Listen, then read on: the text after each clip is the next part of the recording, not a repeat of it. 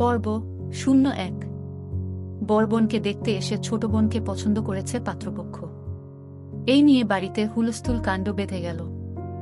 দেখতে সুদর্শন, বুয়েট থেকে ইঞ্জিনিয়ারিং পাশ দিয়ে মোটা বেতনে সরকারি চাকরি করা পাত্রকে হাতছাড়া করতে চাইল না মেয়ের মা সুরবনা রানী। বাবা নিহার বাবু প্রথমে একটু গাইগুই করলেও পরে স্ত্রীর কথা মেনে নিল। বড় মেয়ে সুপ্তি ছাদের এক কোণে আনমনা হয়ে বসে আছে। কোমর ছুঁই ছুঁই ঢেউ খেলানো কুকরানো সুন্দর চুলগুলো মৃদু বাতাসে দোল খাচ্ছে। বাসন্তী রঙা শাড়ির আঁচলখানা বড় অবহেলায় মাটিতে লুটিয়ে পড়েছে। টানা টানা মায়াবী চোখের কোণে বিন্দু বিন্দু জল জমেছে। চোখের জলের সাথে কাজল লেপটে গেছে। এতে যেন মায়া মায়া চেহারার সৌন্দর্য দ্বিগুণ বেড়ে গেছে। তুমি যতই শ্যামবর্ণ মায়াবী চেহারা নিয়ে জন্ম নাও না কেন, এই দেশের মানুষগুলো সুন্দরের পূজারী। এরা আসল সৌন্দর্য বলতে বুঝে গায়ের রং ধবধবে ফর্সা। সৌভাগ্যক্রমে ছোট বোন দীপ্তির গায়ের রং ধবধবে ফর্সা। নাকটা বোচা, চোখ দুটো ছোট ছোট, কাঁধ পর্যন্ত সিল্কি চুল। আজ দিদিকে দেখতে আসবে তাই মায়ের কথা মতো নিজের ঘরে লুকিয়েছিল দীপ্তি। কিন্তু শেষ রক্ষা হল না। ছেলের মাসিমনি ঠিকই বাথরুমে যাওয়ার নাম করে চট করে দীপ্তির ঘরে ঢুকে পড়ল। তারপর দীপ্তিকে এটা সেটা প্রশ্ন করতেই দীপ্তি ঘাবড়ে গিয়ে সব গর্ব করে বলে দিল। ছেলের মাসিমণি দীপ্তির হাত টেনে ধরে বসার ঘরে নিয়ে আসতেই ছেলে মুগ্ধ হয়ে দীপ্তির দিকে অপলক তাকিয়ে রইল। ছেলের মা সুপ্তিকে প্রশ্ন করা বাদ দিয়ে খুব আগ্রহ নিয়ে দীপ্তিকে পাশে বসিয়ে দিল। মুখে হাসি টেনে বলল, বাহ, ভারী মিষ্টি মেয়ে তো তুমি। তা মা, নাম কি তোমার? দীপ্তি ভয়ে ভয়ে মাথা নিচু করে বলল, দীপ্তি। এবার কোন ক্লাসে পড়ো? এইচএসসি দিয়েছি। ভালো ভালো। ছেলের মা সুপ্তির হাতে 1000 টাকার একটা নোট গুজে দিয়ে বলল, তুমি এখন যেতে পারো। সুপ্তির মুখটা অপমানে থমথমে হয়ে গেল। পা আর চলে না। কত কষ্টে যে জায়গাটা থেকে উঠে দাঁড়াল। ছেলের মা সুপ্তির বাবাকে বলল, আপনার ছোট মেয়েকে আমাদের খুব পছন্দ হয়েছে দাদা। ঠিক এই রকম একটা ফুলের মতো ফুটফুটে মেয়েই আমার ছেলের বউ করার জন্য বহুদিন ধরে খুঁজছিলাম। সৌভিক তখনও দীপ্তির দিকে মুগ্ধ দৃষ্টিতে তাকিয়ে আছে। দীপ্তির বাবা ইতস্তত করে বলল, ইয়ে মানে? সৌভিকের মা বলল, কোনো মানে টানে শুনব না, কিন্তু আমার বড় মেয়েটার কোনো গতি না করে ছোট মেয়েটার বিয়ে দেব না।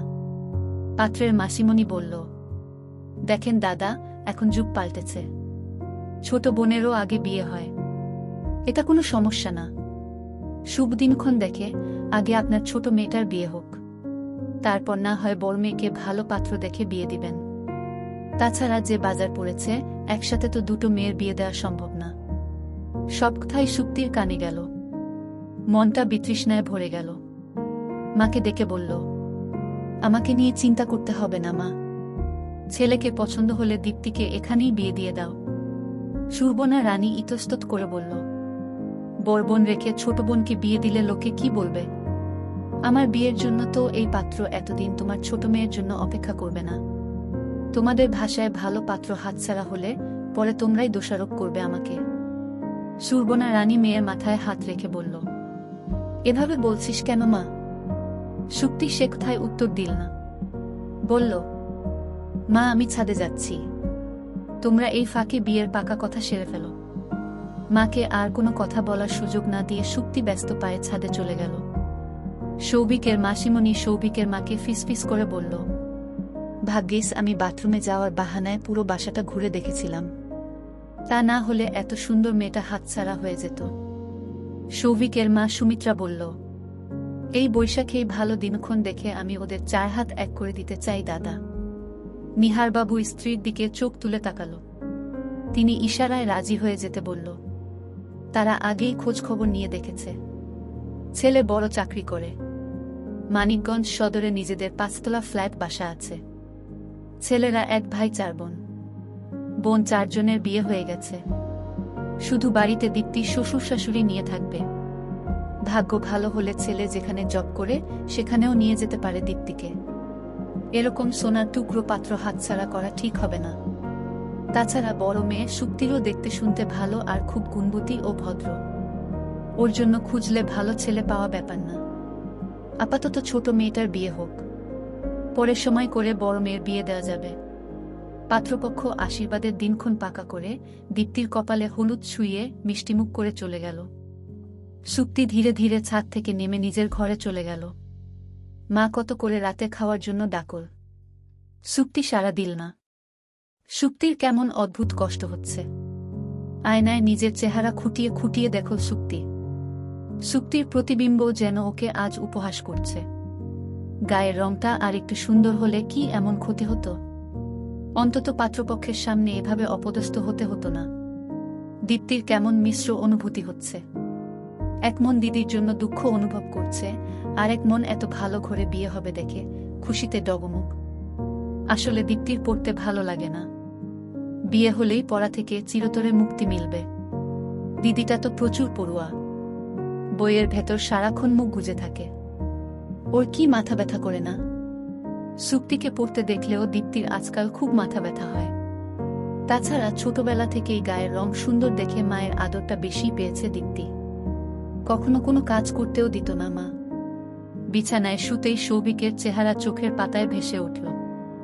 দীপ্তি খুব লজ্জা পেল। ইস, মানুষটা তখন কেমন ড্যাব ড্যাব করে দীপ্তির দিকে তাকিয়েছিল। দীপ্তি সারারাত আকাশ পাতাল ভেবেও কোনো কুলকিনারা পেল না। এক সপ্তাহ নাগাদ দীপ্তির বিয়ে ঠিক হয়েছে। এর মাঝে মা বাবা ঘটা করে সৌভিককে আশীর্বাদ করে বিয়ের দিনক্ষণ পাকা করে এসেছে।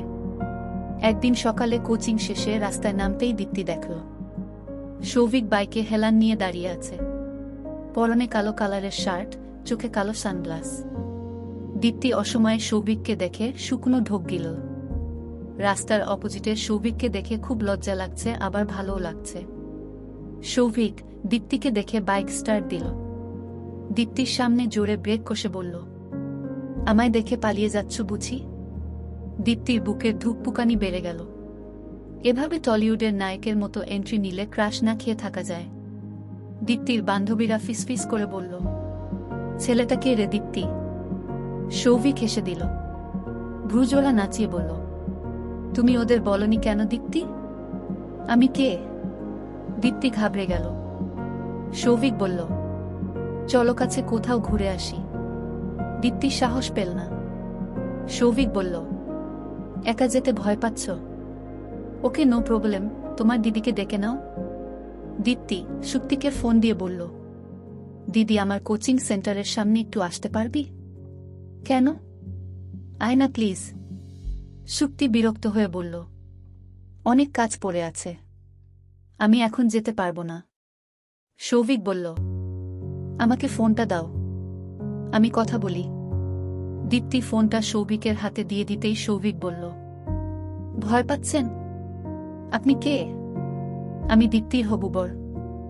আসলে ও আমার সাথে একা একা ঘুরতে যেতে সাহস পাচ্ছে না। আপনি আসলে যাবে? আসব। আমি কেন আপনাদের সাথে যাব? আসলে কি হবে? বোনের সাথে বোন যায় না বুঝি?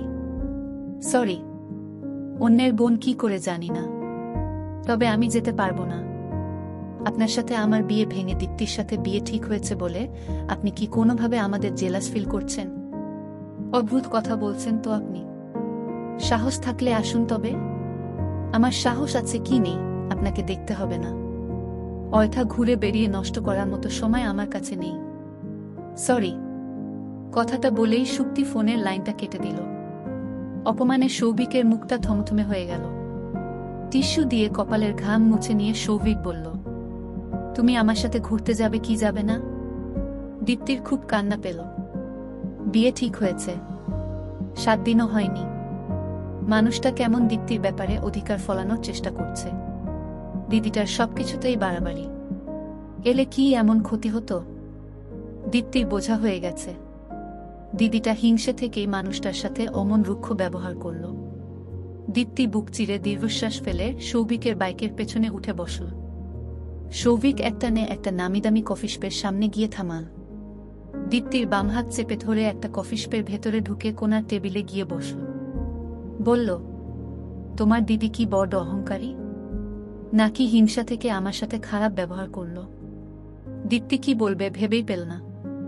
সৌভিক আবারও বলল, তোমার দিদিকে বলে দিও এসব অহংকারী তেলবাজ মেয়েকে সৌভিক চৌধুরী গোনায় ধরে না। এনিওয়ে, কি খাবে বলো? দীপ্তি মিনমিন করে বলল, আমি কিছুই খাব না। কেন খাবে না? তুমিও তোমার দিদির মতো ধনী নাকি? দীপ্তির মনে মনে দিদির উপর খুব রাগ লাগছে। দিদিটার জন্য এই মানুষটার কাছে কতগুলো বাড়তি কথা শুনতে হলো দীপ্তিকে। সৌভিক চট করে দীপ্তির উন্মুক্ত সুন্দর কাঁধে হাত রাখল। নিচু কণ্ঠে বলল, রাগ করো না। আসলে তোমার দিদির রুক্ষ ব্যবহারে আমার মাথাটা গরম হয়ে গিয়েছিল। অনাঙ্ক্ষিত স্পর্শে দীপ্তি কেঁপে উঠল। সৌভিকের হাতটা আলগা হওয়ার বদলে ধীরে ধীরে দীপ্তির পিঠে চেপে বসল। হঠাৎ আগুনের উল্কা এসে গায়ে লাগলে যেমন অনুভূতি হয়, ঠিক একই রকম অনুভূতি এই মুহূর্তে দীপ্তির হচ্ছে। দীপ্তি ভীতু কণ্ঠে বলল, কি করছেন, ছাড়ুন। কেন, আমার স্পর্শ ভালো লাগছে না তোমার? বিয়ের আগে এভাবে মেলামেশা করা ঠিক না। আশ্চর্য, আমরা কিভাবে মেলামেশা করছি? আমি কি তোমায় নিয়ে শুয়ে পড়েছি? জাস্ট একটু ছোঁয়াছুঁই তো। বিয়ে ঠিক হওয়ার পর এগুলো কমন ব্যাপার। দীপ্তি আর কিছু বলার সাহস পেল না।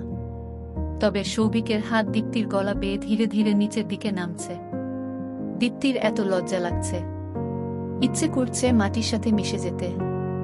বিয়ে ঠিক হয়েছে 7 দিন হলো। 7 দিনের ব্যবধানে মানুষটা কথা নেই, বার্তা নেই, এতটা ঘনিষ্ঠ আচরণ করছে। ভালোভাবে তো এখনো চেনা জানাও হলো না মানুষটার সাথে। শুধু রাতে যা একটু ফোনে কথা হতো। লোকটা 1-8 কথা বলতেই বেশি স্বাচ্ছন্দ্য বোধ করে। প্রথম 2 দিন খারাপ লাগলেও এখন অবশ্য একটু একটু দীপ্তিরও ভালো লাগে। লোকটা দীপ্তির বুকের নরম মাংসপেশিতে মৃদু চাপ দিতেই ব্যথায় কুঁকড়ে উঠল দীপ্তি। সৌভিক দীপ্তিকে ছেড়ে দিয়ে কেমন করে যেন হাসল। নিচু কণ্ঠে বিড়বিড় করে বলল, আমরা কবে ডেটে যাচ্ছি? কোথায়? কোথায় বুঝো না? বিয়ের আগে দুজন কোয়ালিটি টাইম স্পেন্ড করব, তারপর বিয়ে করব। অসম্ভব। কিচ্ছু অসম্ভব না। তুমি যদি দূরে কোথাও যেতে না চাও সমস্যা নেই, আমাদের ফ্ল্যাটেই আমরা। দীপ্তি শুকনো ঢোক গিল, বলল, না না। সৌভিক দীপ্তির বাহু শক্ত করে চেপে ধরে চোখে চোখ রাখল। কেমন হিংস্র চাউনি! দীপ্তি বেশিক্ষণ তাকিয়ে থাকতে পারল না, চোখ নামিয়ে নিল। সৌভিক বলল, তোমাকে দেখার পর থেকে আমার মাথায় জাস্ট আগুন ধরে গেছে দীপ্তি।